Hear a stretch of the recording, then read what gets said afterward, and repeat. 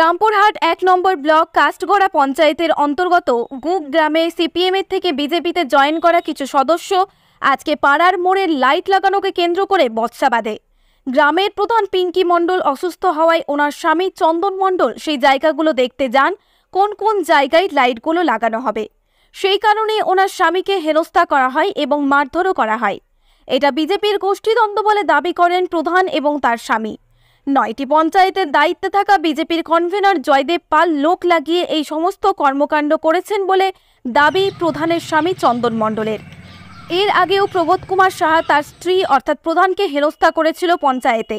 প্রধানের স্বামী দাবি করেন যে সিপিএমের থেকে যারা বিজেপিতে যোগদান করেছেন তারাই আমাকে মারধর করেছেন। এ বিষয়ে আমি রামপুরহাট থানায় লিখিত অভিযোগ জানিয়েছি। রামপুরহাট থানার পুলিশ এসে একজনকে গ্রেপ্তার করে এবং বাকি ৩ জন পলাতক। রামপুরহাট থেকে বিশ্বজিৎ রায়, বাপ্পার রিপোর্ট, বীরভূম নিউজ।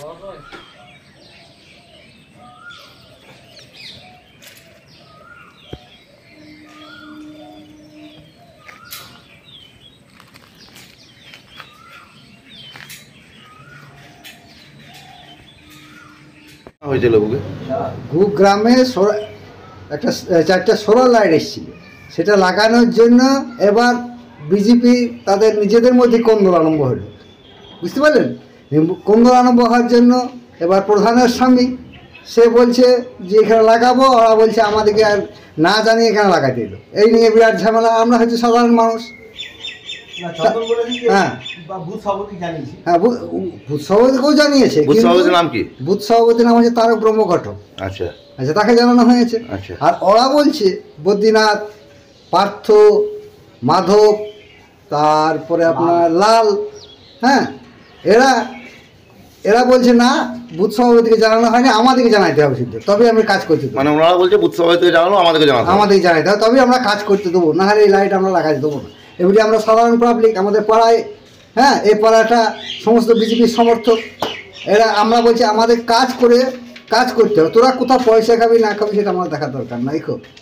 এই নিয়ে বিরাট ঝামেলা, মারপিট, প্রধানের স্বামীকে গায়ে হাত তোলে দিয়ে তারপরে আমরা সব মোটামুটি ছাড়ি দেওয়ার পর আবার লাইট নিয়ে চলে গেল। লাইটটা লাগানো হলো না, কিন্তু আমরা চ্যালেঞ্জ নিয়েছি লাইট এই পাড়ে লাগাবোই।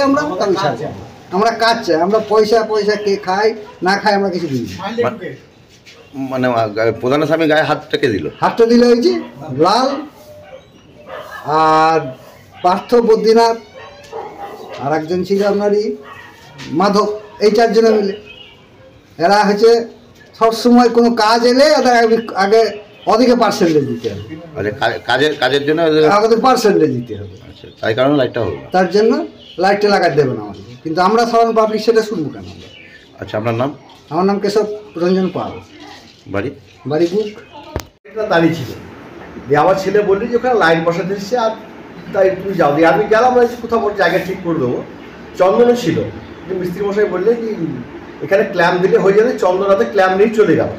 তার করতে করতে এদের পাড়া সব এই যেগুলো এই মাধব টাধব, পার্থ এরা সব ওখানে জড়ো হয়ে একটা ইউনিটি করলো। দিয়ে চন্দন আসার সঙ্গে সঙ্গেই বলছে কে অর্ডার দিয়েছে আমাদেরকে না জানিয়ে, বুঝতে পারলেন? কে বললেন? এই নিয়ে একটা ওদের পক্ষে দুধের ঝামেলা। দিয়ে একটা ছেলে ওই খুব মুখ্যস্থি করতে লাগবে, তখনই চন্দন বেশি করতে পারত। চন্দন বলতে আপনাদের প্রধানের স্বামী ওই কাজটাই দাঁড়িয়ে করা ছিল। আমাকে কথা দিয়েছিল যখন পিঙ্কি যেতে, যে কাকু আপনার পাড়ায় কোনো কিছু কাজ হয়নি, এখানে একটা আমি বলবো বাস্তব জায়গা, ভালো জায়গায় বসে সেই জায়গাটাকে তার জন্য আমি খোঁড়া মানুষ, তার জন্য আমি ওখানে গেলাম। ওদের যে এই অবস্থা আমি জানতাম না। তাহলে এটা প্রতিবাদ কী হবে?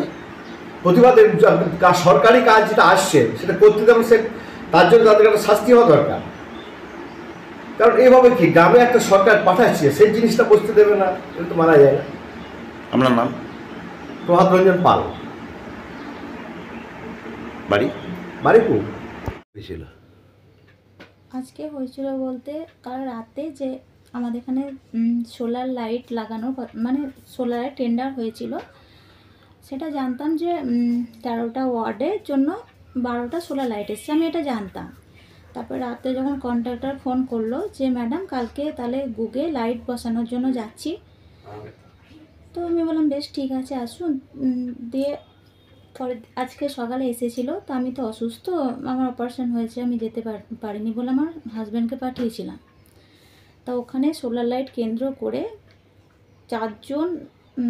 চারজন ছেলে আমার হাজব্যান্ডকে মারধর করে, যে কাজ করতে দেবো না এই নিয়ে।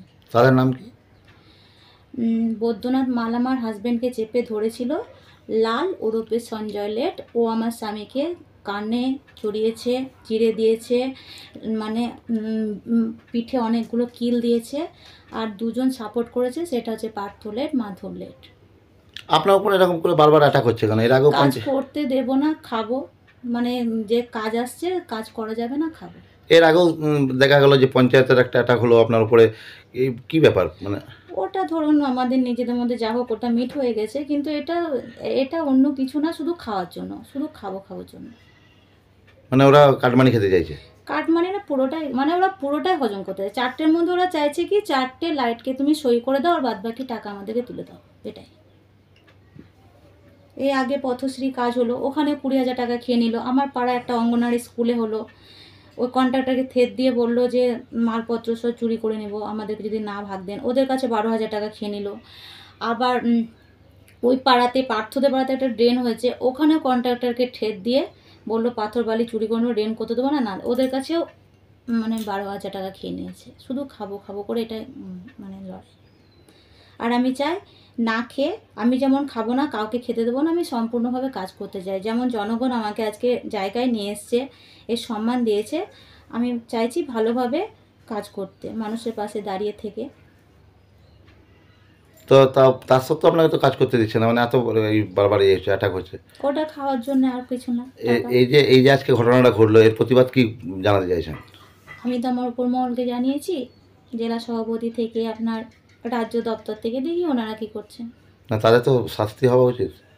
আমার দাদারা আগে কী বলছে দেখি, আমার মাথার উপর তো দাদা দিদিরা আছেন, দেখি ওনারা কী বলছেন। আপনার নাম? পিঙ্কি মণ্ডল। আপনি কোথাকার? কাষ্টগড়া জিপি গ্রাম পঞ্চায়েতের প্রধান।